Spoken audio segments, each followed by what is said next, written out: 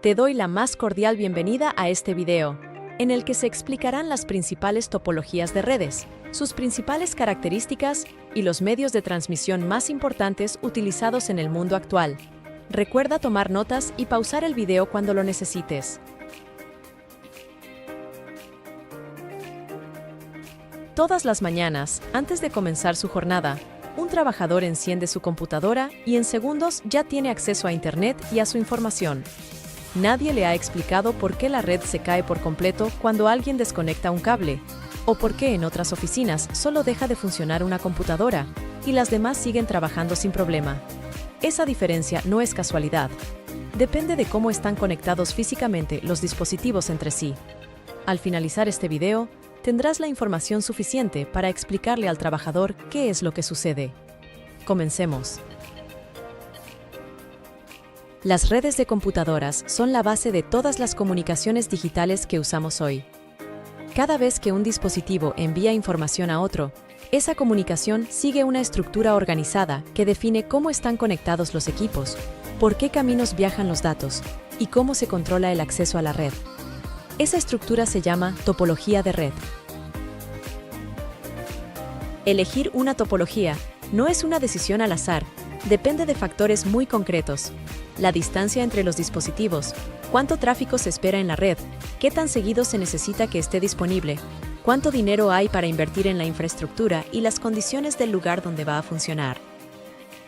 A lo largo de la historia de las redes, diferentes topologías han aparecido, mejorado y, en algunos casos, quedado fuera de uso. Cada una dejó su huella en los sistemas de comunicación que hoy forman parte de nuestra vida diaria. Identificar sus características permite entender cómo funciona el mundo digital que nos rodea. A continuación, se explican algunas de las principales. Pon mucha atención. La topología bus es una de las formas más antiguas de conectar computadoras en red. En esta configuración, todos los dispositivos se conectan a un único cable principal que recorre toda la instalación y por el que viaja toda la información. Cuando una computadora necesita enviar datos, lanza una señal que recorre el cable en ambas direcciones. Todos los equipos conectados reciben esa señal, pero solo el que tiene la dirección correcta la procesa. Los demás simplemente la ignoran. El problema surge cuando dos equipos intentan enviar información al mismo tiempo. Eso genera lo que se conoce como una colisión. Las dos señales se mezclan y los datos se pierden, obligando a los equipos a esperar y volver a intentarlo. En redes con muchos dispositivos, esto ralentizaba toda la comunicación. Físicamente, la señal también se debilitaba con la distancia, un fenómeno llamado atenuación. Además, las interferencias del entorno y el propio ruido eléctrico del ambiente podrían alterar los datos. Para evitar que la señal rebotara al llegar al extremo del cable, se colocaban pequeños componentes llamados terminadores en cada punta. En esta tabla se muestran algunas de las principales ventajas y desventajas de esta topología. Te invito a pausar un momento el video para que puedas consultarlas con detalle. Esta topología se instaló principalmente con cable coaxial, conectado mediante pequeñas piezas llamadas conectores BNC. Su velocidad era de 10 megabytes por segundo, suficiente para la época, pero con el tiempo sus limitaciones la fueron desplazando. Hoy, se considera una tecnología histórica, aunque sus principios básicos siguen vivos en sistemas industriales y en la electrónica de los automóviles modernos. La topología Token Ring conecta los dispositivos formando un anillo cerrado. Cada equipo está unido al siguiente mediante su propio segmento de cable, y los datos circulan siempre en la misma dirección, pasando por cada nodo hasta completar el círculo. Lo más interesante de esta arquitectura es cómo controla el acceso a la red. Existe una pequeña señal especial llamada token o testigo, que circula constantemente por el anillo. Cuando un dispositivo necesita enviar datos, espera a que el token llegue hasta él, lo toma, lo marca como ocupado y transmite su información. Los demás equipos ven que el canal está en uso y esperan su turno. Una vez terminada la transmisión, el token se libera y continúa su recorrido. Este sistema elimina por completo las colisiones. Token Ring trabajó a velocidades de 4 y 16 megabytes por segundo y fue muy utilizado en bancos y empresas durante los años 90. Su declive llegó cuando Ethernet demostró ser más económica y flexible. Sin embargo, la idea del token sigue viva en protocolos industriales como Profibus, usados hoy en fábricas y sistemas de automatización. La topología estrella es la más usada en las redes actuales. En esta configuración, cada dispositivo tiene su propio cable que lo conecta directamente a un equipo central llamado switch. No hay un cable compartido. Cada computadora tiene su propio canal exclusivo de comunicación. Cuando se usa un switch, este equipo es lo suficientemente inteligente como para enviar los datos únicamente al dispositivo al que van dirigidos, sin molestar a los demás. Esto elimina las colisiones y hace que la red sea mucho más eficiente.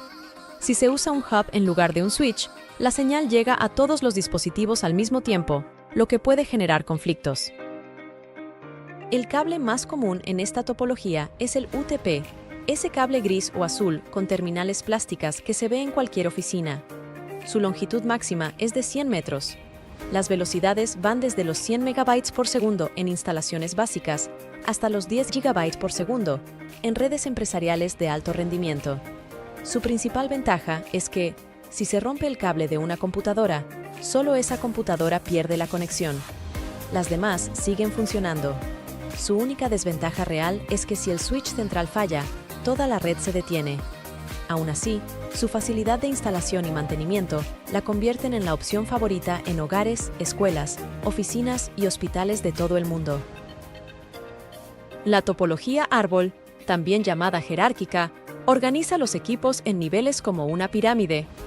En la parte más alta está el equipo principal que administra el tráfico de toda la red, seguido de los switches intermedios que se encargan de diferentes áreas o pisos, y en el nivel más bajo están las computadoras y dispositivos de los usuarios.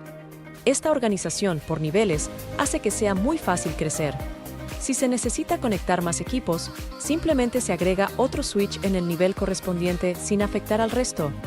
Además, permite separar lógicamente las distintas áreas de una empresa, lo que mejora la seguridad y el control del tráfico. En edificios grandes, el cable de fibra óptica conecta los switches entre pisos, mientras que el cable UTP llega hasta cada escritorio. Es el modelo estándar en universidades, hospitales y empresas con varios pisos. La principal desventaja es que si el switch principal falla, todos los niveles inferiores quedan sin comunicación. La topología malla lleva la redundancia al máximo. En esta configuración, cada dispositivo está conectado directamente con varios otros, creando múltiples rutas posibles para que los datos lleguen a su destino. Si alguna ruta falla, los datos simplemente toman otro camino sin que el usuario note ninguna interrupción. En su forma completa, todos los dispositivos se conectan entre sí, lo que ofrece la mayor tolerancia posible a fallos, pero resulta muy costoso. Por eso, en la práctica se usa la malla parcial, donde cada equipo se conecta solo con algunos de los demás, logrando un equilibrio entre redundancia y costo.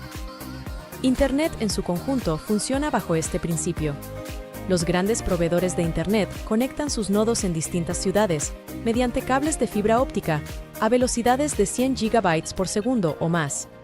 ARPANET, la red predecesora de Internet, fue la primera implementación de este concepto en 1969. Hoy es el estándar para cualquier infraestructura donde la disponibilidad continua sea indispensable.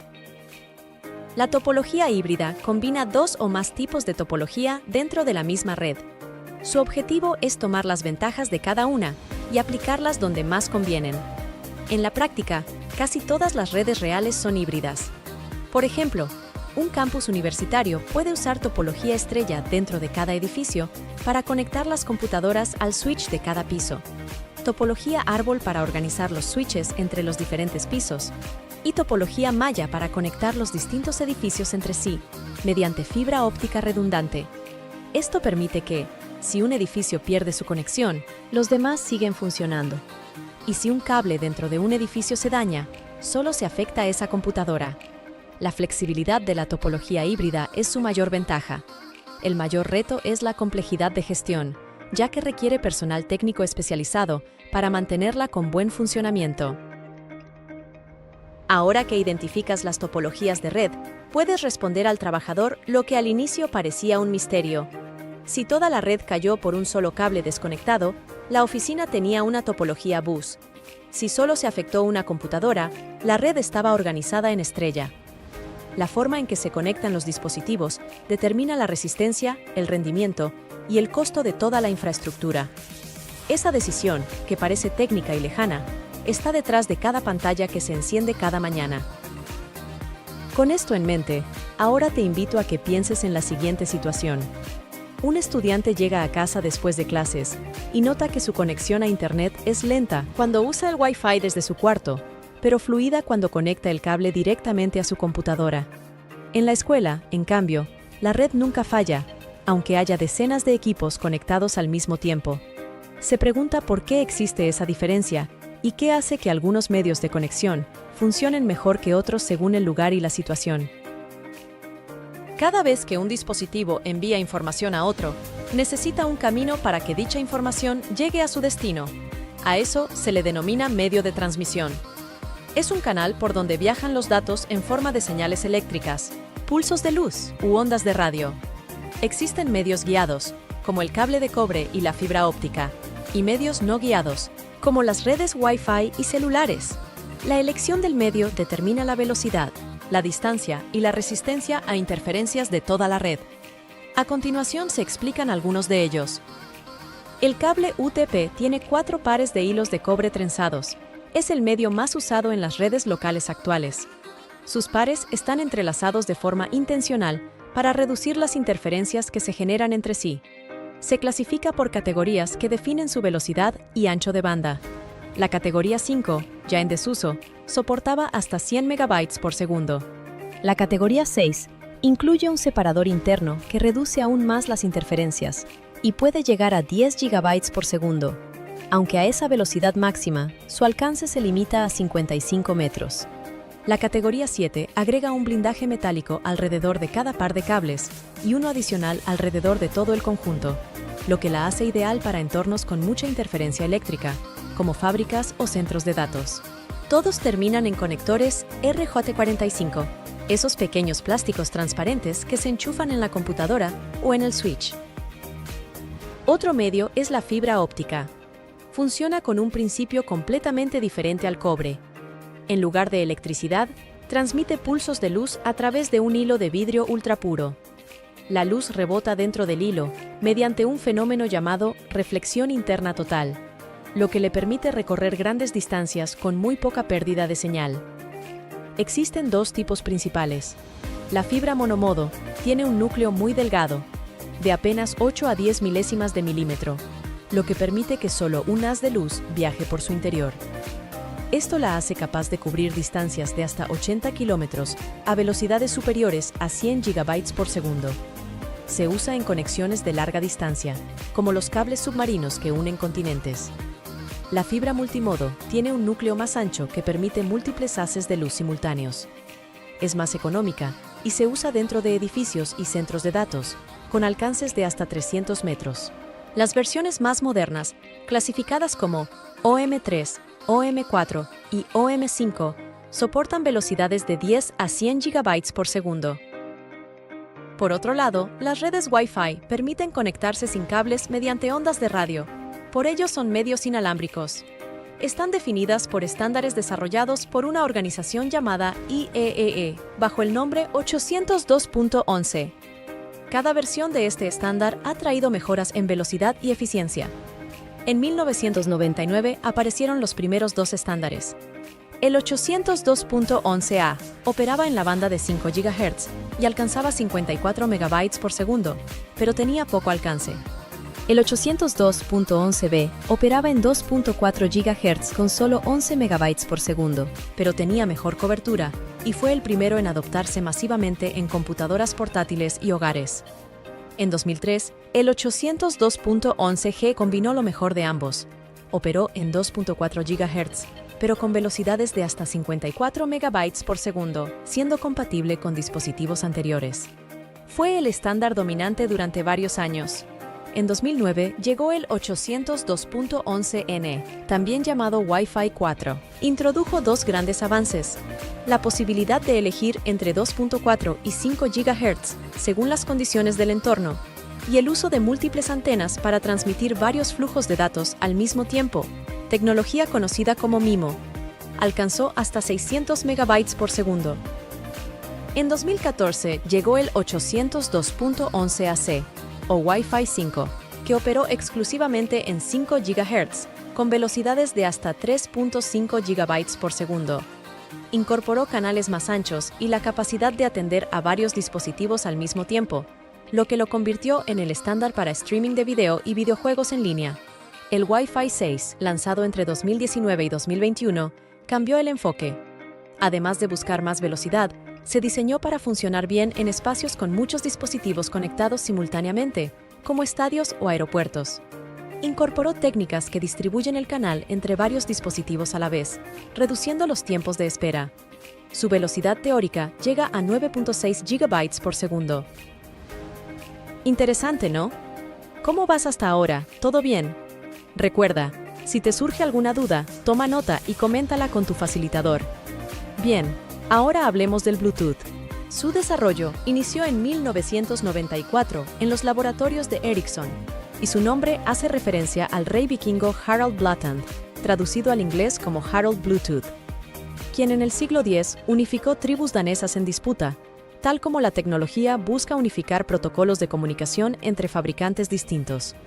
Ahora bien, el Bluetooth también es una tecnología de comunicación inalámbrica de corto alcance, diseñada para la interconexión de dispositivos electrónicos dentro de un espacio personal o de área personal, PAN, Personal Area Network, sin necesidad de cables.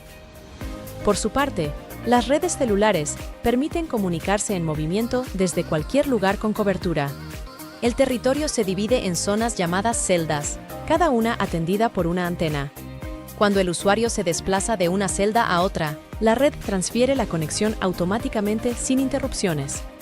La tercera generación, o 3G, lanzada en 2001, fue la primera diseñada para transmitir datos digitales.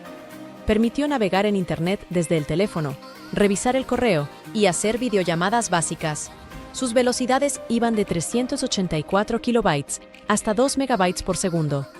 La cuarta generación, o 4G LTE, llegó en 2009 con una arquitectura completamente basada en Internet. Alcanzó velocidades de hasta 100 megabytes por segundo, lo que hizo posible ver videos en alta definición desde el celular, usar aplicaciones de mapas en tiempo real y hacer llamadas de voz con calidad superior.